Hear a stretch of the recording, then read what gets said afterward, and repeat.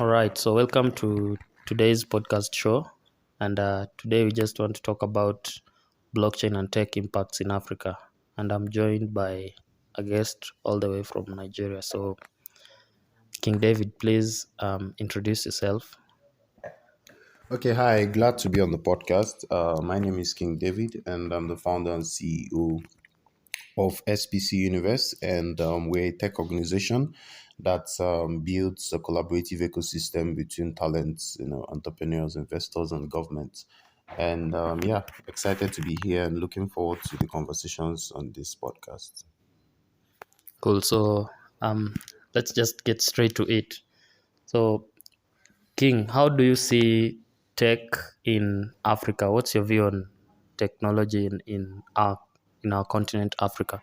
I think technology in Africa is at its early days. One of the reasons why I think it's at its early days is because we have a very growing population, but at the same time, we still have a whole lot of markets that have not yet been tapped. For instance, when you look at the fintech sector, for instance, you still have, irrespective of the billions of dollars that has flown into the fintech sector, you still discover that you end up still having underbanked. So a lot of people are still underbanked, right? So the same thing when you come to startups that are building, with digital transformation, with technology in mind, you still discover that not a lot of startups founders have actually embraced all of these things. So in Africa, it's young, but in as much as it's young, it's also quite promising, and promising from the perspective of the fact that we have so many opportunities in the African tech market. And as someone who spent a lot of time traveling across the continent, I've seen the opportunities you have in East Africa is different from the one you have in North Africa, is different from the one you have in West Africa. And on the core level, most of the problems in Africa, most of the problems we are facing in Africa can be solved quickly with technology. I'll just give you a quick example of one of them. One of them is, community, right? There are so many things we can solve in Africa by coming together as a community.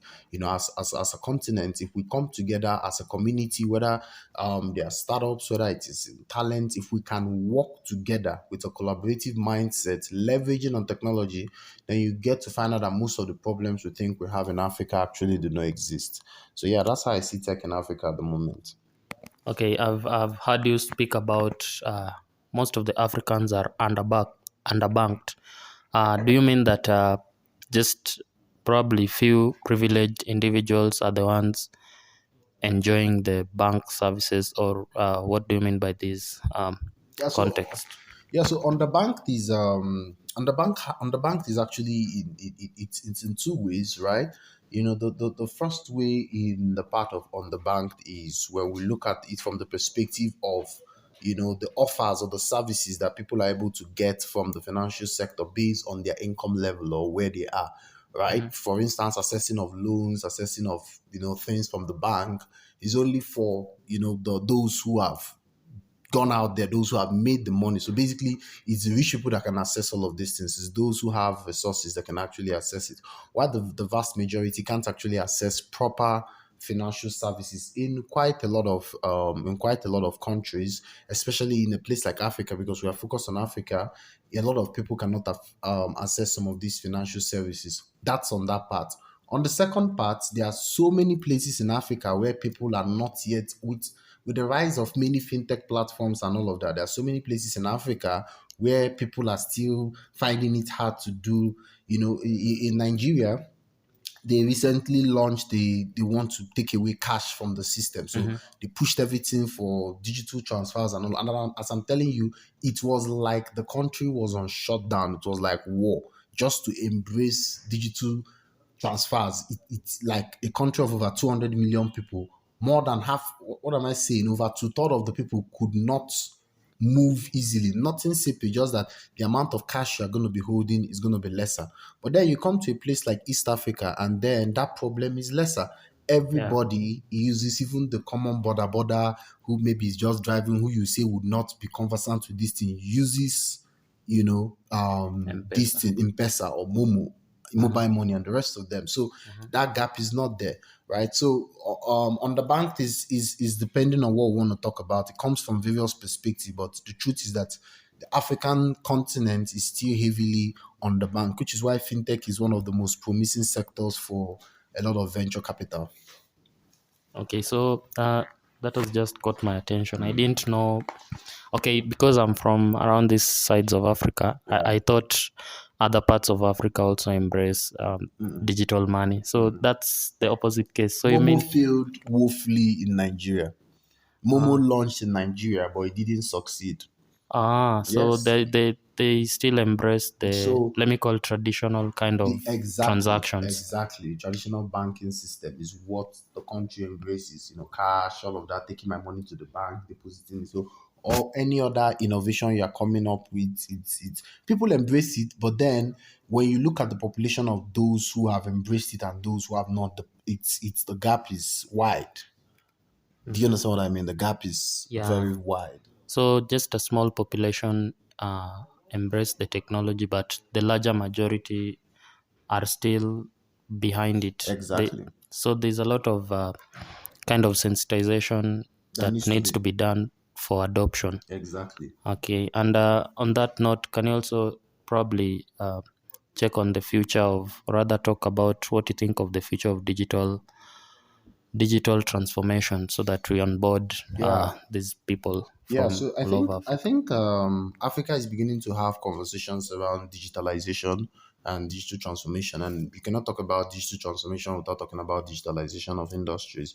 And the whole concept of digitalizing industries is wide, and then you get to look at what will be the future of this type of digitalization, what is going to be the technologies that are going to power all of these, and all of this, it all boils down to the internet, right? Because you cannot mention digital and not mention the internet. So digital and the internet work in pari passu, right? They work together. Now, when we want to understand the future of digital transformation, we have to first of all look at the history of the internet, because digital and the Yeah, internet are together. So where did the internet start from? The internet started from Web 1.0, which was the display only web. yeah. And then it moved to Web 2.0, which gave birth to social media and what we are using right Read now. and write. Yes. And now we are moving on to Web 3.0, which is powered and also called the decentralized web. And this decentralized web is being powered by various technologies such as blockchain, AI, and IoT. And on top of this layer of this decentralized web, we have cryptos, NFTs, metaverse, DAOs, DeFi, and the rest of them, the metaverse and the rest of them.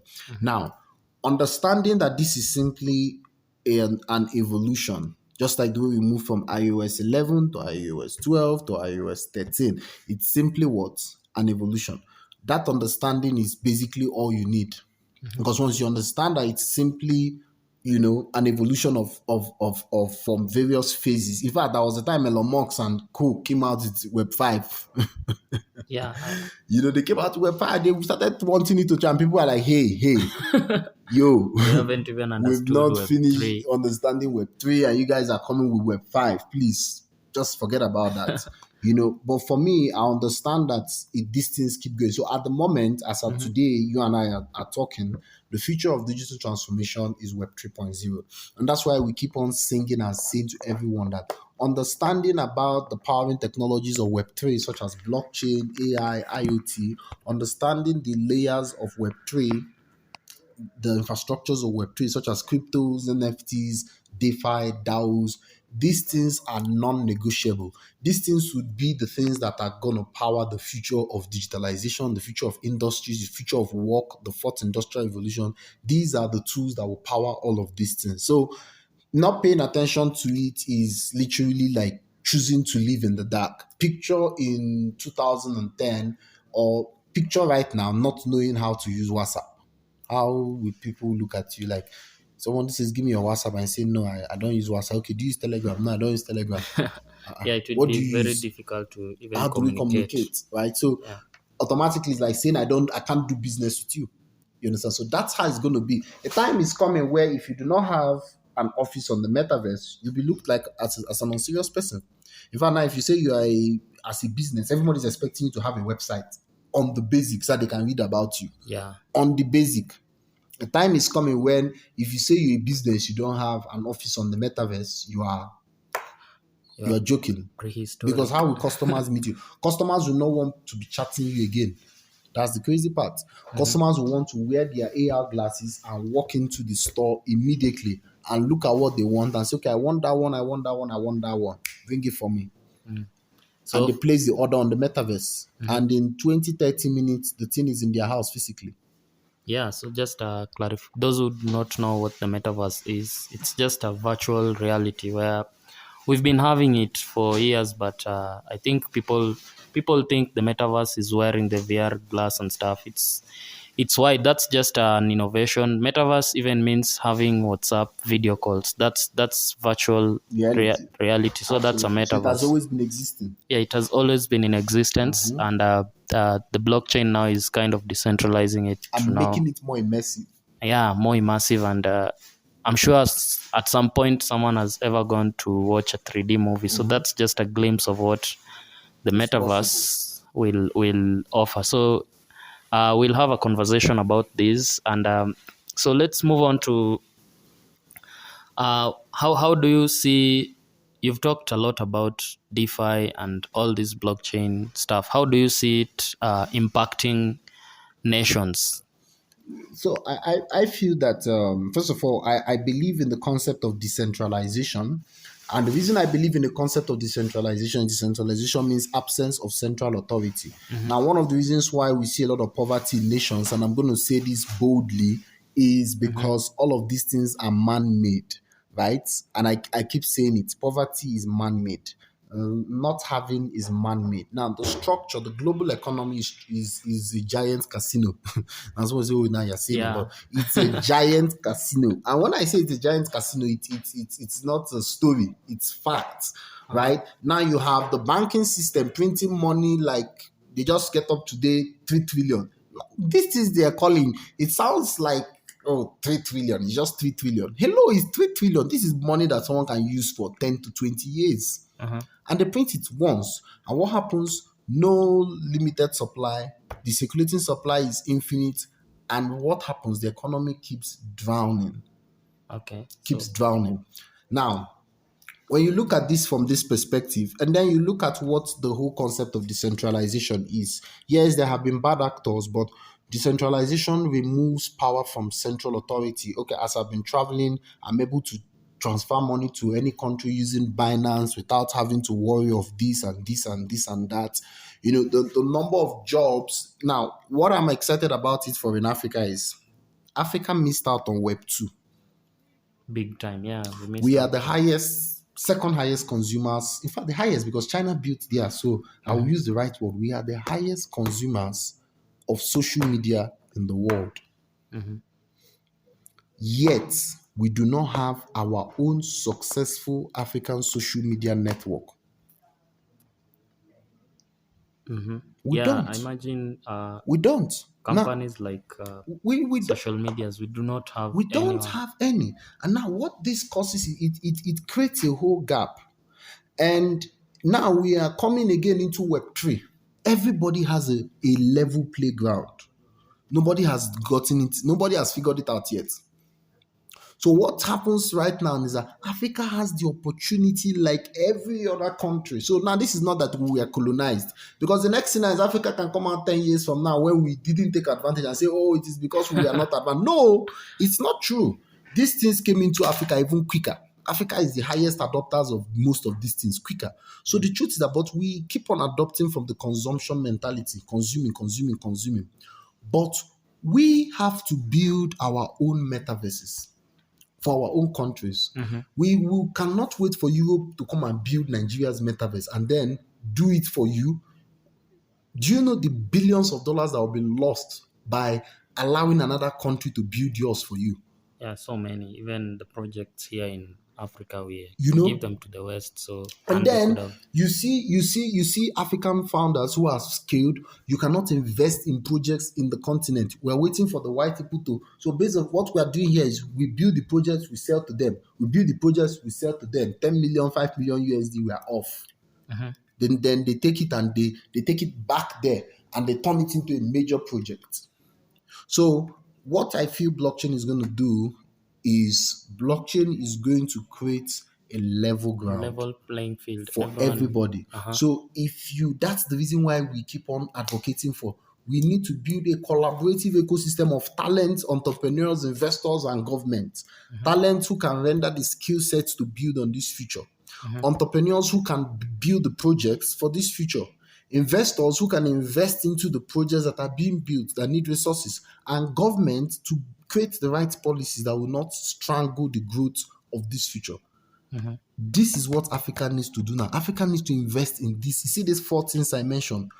We need to come together as an ecosystem. Whether you're a talent, whether you're an entrepreneur, whether you're an investor, whether you're a government, we need to come together as an ecosystem and say, how can we use this new leverage to put ourselves this time around on the map?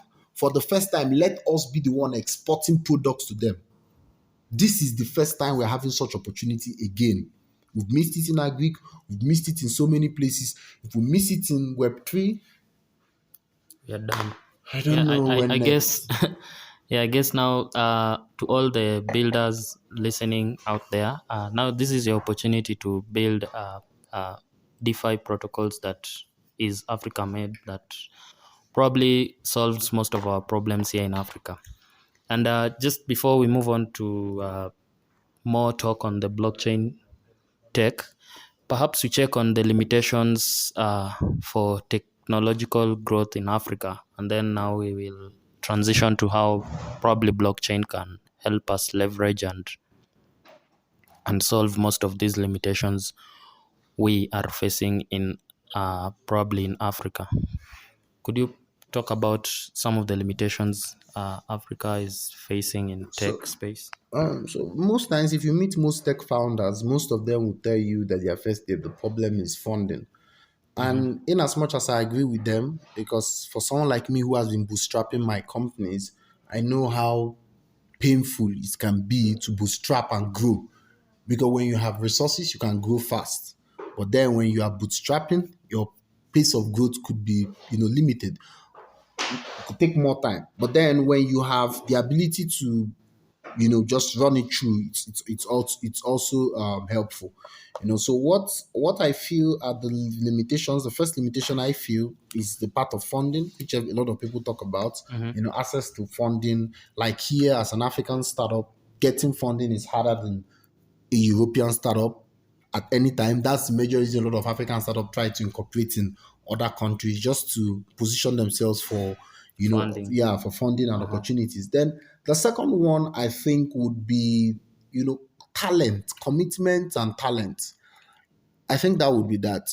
And why I would say commitment and talent is because, in the journey of building, you need commitment and you need capable hands. Africans have a lot of capable hands, but there is this thing about commitment as a founder, from my experience, there's this thing about commitment that a lot of Africans, don't have. So as in my journey, I've had to work with so many people, I've had to let go of so many people I would never say, oh, there is no way I'll let go of this person. This person will always be with us. Because a lot of people go for, in Africa here, we go for the next shining thing, and that kills a lot of projects. In fact, a lot of African founders will start a project, and when they feel that this project is no longer the next shining thing that is out there, they They move they've away to dumped that another. project and move away. So what happens is we have a whole lot of projects come, die, come, go, die, come, go, die. So we don't really build that successful landmass because it takes 20 to 30 years to actually build a successful standing global conglomerate that is running in multiple places. It takes years to do that. So if you do not put in those number of years, it becomes a problem. I feel we have a commitment problem in Africa, for founders. That's the second limitation that I actually, feel. And then the third limitation would be on the area of the founder themselves, right? A lot of founders maybe don't even have a clear vision of what they are doing. I happen to talk to founders a lot, and then you hear some founders say, "Oh, they realize what oversight projection or some." There's some things they say like, "Okay, what's your revenue model?" That's why I love SMEs. I keep saying that's one of the reasons I love SMEs. SMEs have a very defined revenue model. But then you get to talk to some startups and then they say, no, no, I want to do this first, I want to do this next. And it's just two different things. So I think on that part too, that's also something I'm also I'm also looking out to. And what would be the final, limitation I feel for Africa, in terms of technology? Well, I feel the final limitation would be trying to copy Oh yeah, instead of lack of innovating. originality. Yes. Uh-huh. So because one of the things Africans do a lot is, I remember in Nigeria when POS is this small this thing, you put your card and withdraw cash. So it became a major business in Nigeria. And then if you started, you could make so much money because you could be the only person in a whole street. It did not reach 6 months. You will come to one street, you will see like 20 people With doing the POS. POS. Do you want to withdraw? So the point is that those kind of thing kills innovation Yeah, because because there are a million and one things you could have done. But all of a sudden, you feel that it's just like when the bull run returns now. Everybody will become a crypto mentor. Everybody will become a crypto teacher. Everybody will open a crypto academy.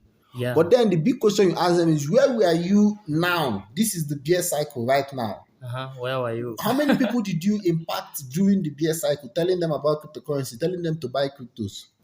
Where were you where were you in all this time? But then they will come back with the euphoria. So it's like that. Originality is key.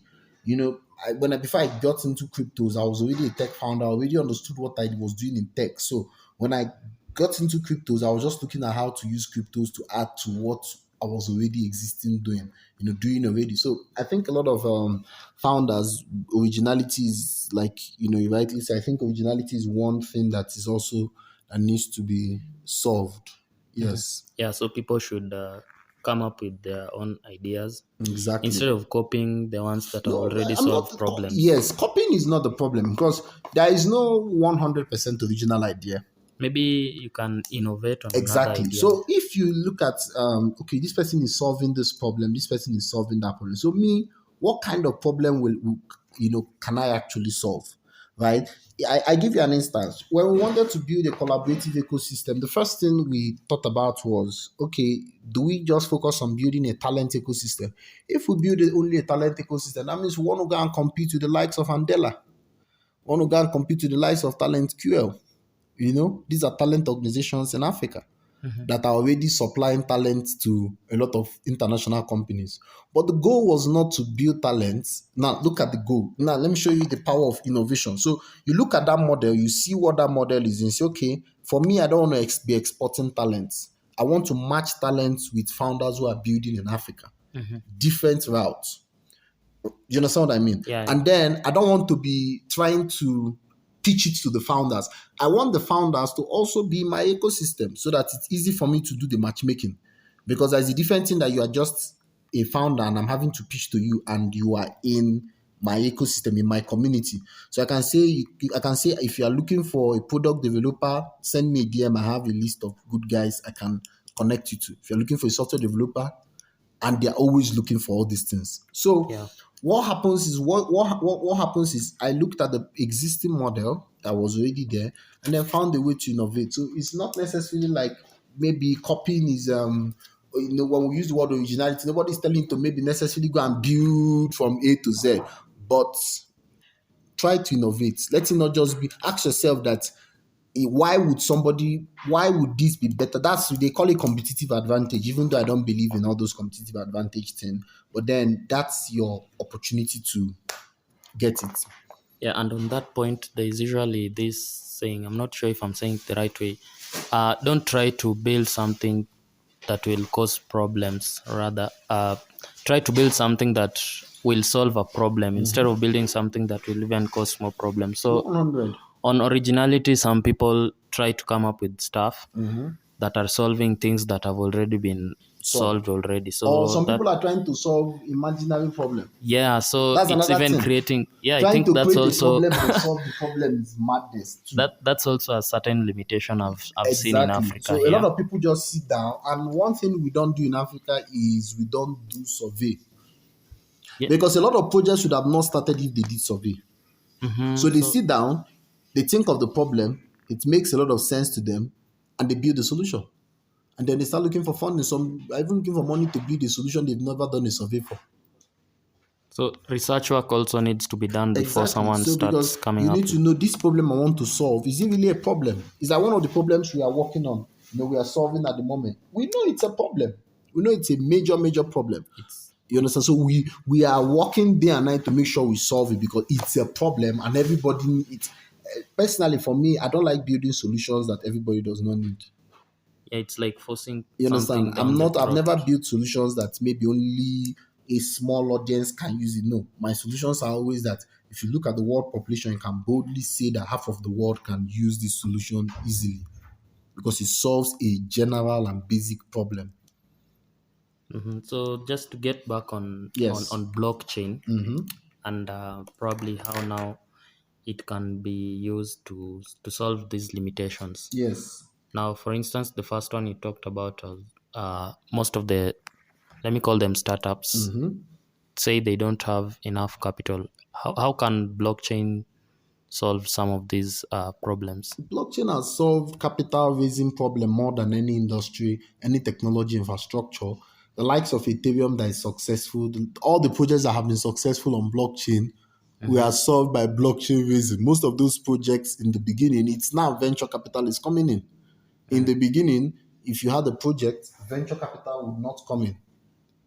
Yeah, You know what I'm talking about? yeah, VC will not invest. It is crowdfunding they were using. You do a private sale or a pre-sale, and your community will buy it, they'll pull funds together. Is that not fundraising? yeah. That's fundraising and Exactly. it's So all. one of the things I tell startups is not embracing blockchain is disadvantageous to even you because then you may be saying you have been trying to raise 200k USD, right? You've been trying to raise 200k USD. Good. Now let me show you how funny it is when you actually use all of this. That 200k USD, you actually just need $2,000 in 200 people. That's all. That's And all you it's need, and it's decentralized. decentralized. So you could create your equity or you could tokenize your equity. Use maybe NFTs to represent it, or use crypto tokens to represent it, and then anyone who drops his 2k USD is getting this equity, is getting the tokens that represent the equity, whether it's a non-fungible or it's a fungible token. So it blockchain solves the problem of anything fundraising heavily. I give you another example: fractionalization of real estate. A lot of people don't know that with fractionalization of real estate, everybody can own a property. Everybody can co-own a property. Everybody can invest in real estate, and more real estate projects can stand. Because if you have fractionalization of real estate, you can have me. I can invest in 10 projects by co-owning those 10 various different projects. So what you have is you have crowd of people investing in, like, this whole property now could be co-owned by, let's say the cost of building this property is $1 million USD or $3 million USD, just giving you, an A rough instance, yeah, estimate. of building the whole building. Now you can say, okay, this $3 million USD now, you can break down individual, size of this thing to like 3,000 USD, for instance. And say if you put in 3,000 USD, you own a fraction of the value of this property. So that means as they are making rental income from the property, you'll be earning royalties from it. And also, at any time you want to sell this your value, you'll be selling it at the value of what the property is as at then.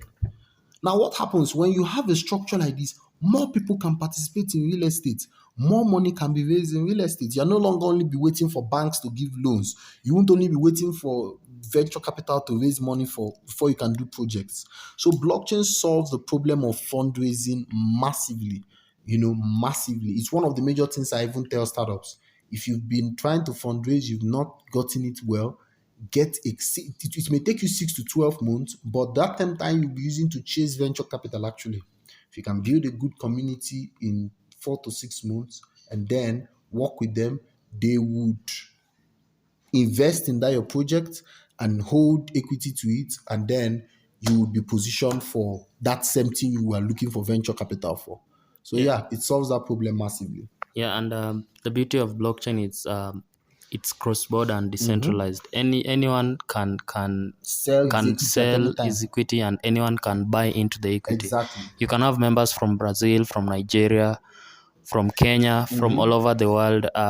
as contributing to the equity of your Exactly. whatever you So want to do. you can have investors from here investing in Nigeria. So you have that fractionalization system, and then as an investor, I am in Algeria, and then I want to invest in a property in Nigeria. I want to co-own a property in Nigeria.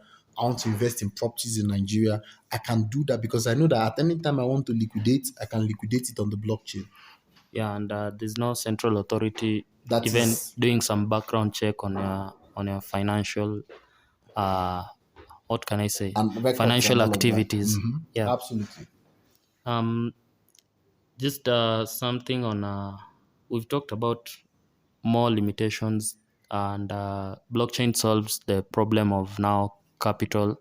Now maybe I want to speak about now the problem of originality and innovation. So one thing I've realized about blockchain and tech, there are a lot of communities, crypto, not necessarily crypto communities, but even blockchain communities. So even if you have problems of innovations, there are a lot of Discord groups, GitHub groups where you can share your innovation, and uh, many developers can contribute to whatever you're trying to build, and you can come up with amazing product. So for for me, I think also blockchain solves the problem of uh, things like innovation. Am I right when I Absolutely. talk about that? Absolutely. Absolutely. The number of projects we can innovate right now are more than before the blockchain came. So before the blockchain came, we could only think of things in a straight manner, right? Like if I build central, blah, blah, blah, this can work, that can work. But then the blockchain comes and tells you, well, literally all of them can work. So it opens door for more innovation. At the moment, I'm not sure any technology or industry has opened the number of innovations that blockchain has done in the past number of years. Like literally, I've read projects and I'm like, my goodness. So I'm not sure that any innovation has passed the kind of innovation we've seen with the blockchain. Yeah, and even the codes are open source. Anyone can just fork even the Bitcoin tech and come Exactly. up with. It's open to anyone. You Exactly. can always check on it and do your stuff, Exactly. and people will happily contribute. Unlike the centralized, where someone works on his project secretly without. Sometimes you are employed to work on something, and you're not even the owner, but in blockchain you're the owner of whatever you're creating, and people can contribute and help you out. So yeah, blockchain solves most of the limitations of tech growth in Africa. Yes, it does. um could you share maybe a little bit on some of the impacts of blockchain in some nations, and then tied to that you can also speak on your journey now as a techpreneur. Okay, so let me just focus on my journey because I think I've been able to talk a bit on the various impacts from the things I've shared. Uh-huh. So basically, my journey in tech in Africa, it's been a long one. I began in Nigeria, and I've always been someone who was ready to explore. Uh-huh. So I have explored various levels of tech, media, marketing, building products, advisory, consultancy, investment, various regions of tech. I can boldly say that I've played in almost majority of the places in tech, health tech, prop tech, fintech, agro tech, edu tech, That major, major. that's an amazing portfolio. Yes. So I think the reason is because I'm a builder, Uh-huh. right? And as a builder, I've always been like a business developer, right? So I'm the one that initiates the kind of projects that I feel that could solve a problem. I remember during COVID when we built a health project just to solve the problem of access to hospital. So I didn't do it because I was a doctor. I did it because I know what tech can do. So I'm that kind of guy that if I see a problem that I can solve with technology, and I can liaise with the doctor and say, okay, you provide the health services, why I provide the technology services. So that's the reason why I've played in a lot of, in a lot of industries with technology. So my journey has been one from playing in multiple industries, learning, unlearning, and getting it right, knowing what works, knowing what doesn't work, losing a lot of money as well. falling down multiple times, going to zero couple of times, and figuring out, what is possible and how to play the technology game. Because technology game is not a child's play, Yeah, it's especially when you're playing it in Africa. Because a lot of people may not even understand exactly what you're doing in the first 10 years. That's just the truth. in the first 10 years. Yes, the first time, So it's a game of yeah, patience. it's literally entrepreneurship generally is a game of patience. I've been an entrepreneur for the past 8 years, and I can tell you that the biggest thing I learned in my journey as an entrepreneur is that it is a game of patience. I've never done a 9 to 5, and I can tell you that I had many times I've looked at this entrepreneurship and I'm like, was it worth it? But I tell you, it's worth it. Because why it's worth it is the long-term goal. Now, let me tell you why it's a long-term game. And I want you to, in case you're a founder listening to this podcast, I want you to picture it like this. Imagine you spend 10 or 20 years, let's say you're 20 years old now, and you spend the next 20 years building your company. And every day you put in everything. Now, people on the outside will call you a fool because money comes to you, you're supposed to use and get shiny things, take yourself on vacation, you're putting it into the company, you're putting it into you getting your company out there, and you spend 20 years doing this thing again and again and again and again and again and again. Some people say, oh, what will not happen? I tell you what will happen. As long as the product, as long as what your company is trying to solve is valuable, because that's another thing, you don't need to be building on the air. So that you not say I'll spend 20 years building. By 3 to 5 years, you should know whether what you are solving is good. I knew what I was solving was good, even from my launch. I could tell, okay, I'm solving a very straight problem. Like you could tell. So if you did survey and all of that, you would easily know if what you're solving is good. So your rest of the journey will be to shape things, readjust things, just keep on reforming and growing. So if you follow that journey, I'll tell you what happens. At the end of that period, you discover that you have built a company that is worth hundreds of millions of USD. No jokes. Just by solving the problems of And staying people. focused. These 20 years, you may even be looking at your bank account, and your bank account doesn't look so beautiful. You may not even have a million USD in cash.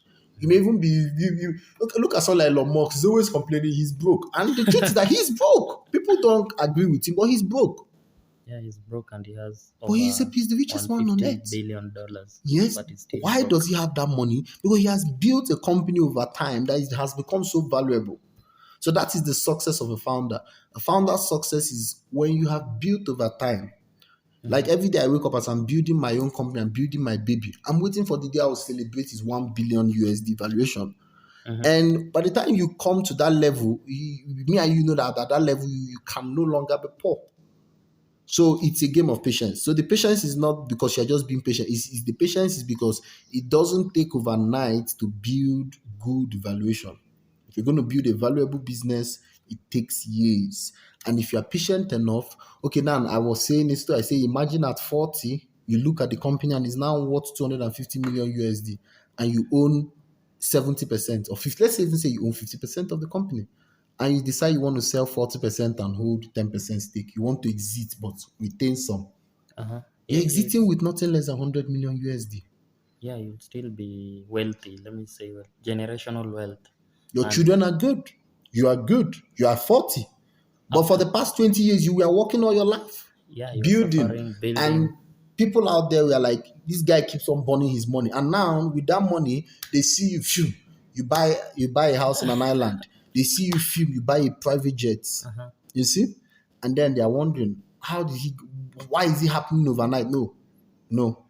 He spent 20 years building. So to every founder out there, you need to spend that. And I did not used to talk like this before. Because people are saying, oh, I like the way you talk about time. No. I learned it with the hardness. before I was 1 year, 2 years. Well, if we don't make it in 1 year, 2 years, we're gonna go You're look for impatient. something else to do. But life taught me that time, and I think I'm gonna end with this. Time is the mother of truth. Every truth that you are building, every truth that you believe is revealed in time. It's like I'm just going a bit into religion, but it's just like in religion. A lot of people keep saying, oh, is this whole Christianity thing true of us? And I say something. I said, time will tell. You see? So Yeah, time is the mother of truth.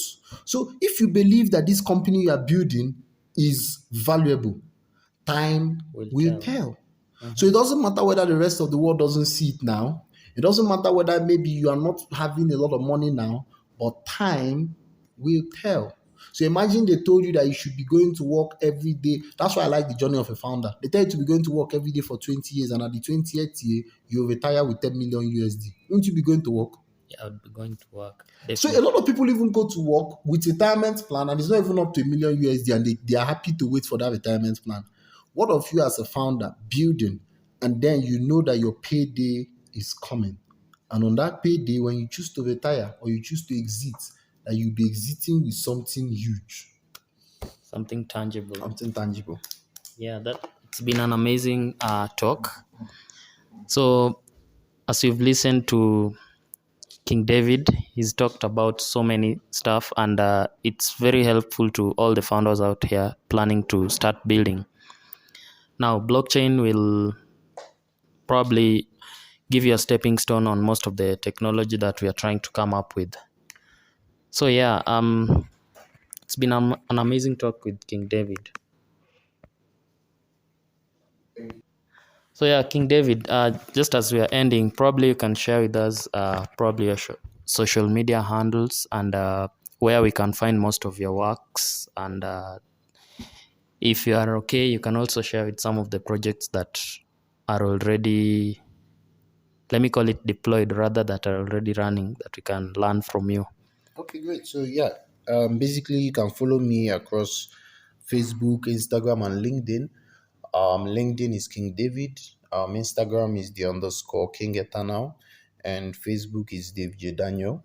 And we've actually deployed quite a number of projects. Presently, we have an educational infrastructure, Silver Spoon University, where you can learn about some of the various things I'm talking about. You can take a course, you can take a degree program. We have so many things. I think you can actually also Google SPC Universe on Google, and then you can also read up and see, ways you can take advantage of the different things we are doing, the different projects we are launching, the different collaborations we have, and yeah, looking forward to working with everyone. Okay, it's been a pleasure and looking forward to hosting you in my next future podcast. Yeah, so it's goodbye from my side. Remember to also follow me at DYOR podcast show in Google Podcasts, in Spotify, and all the podcast distribution outlets, and on Twitter at DYOR official. And my personal social media is as at crypto.it. Yeah, so it's been a fine podcast, and see you in the next one. Goodbye.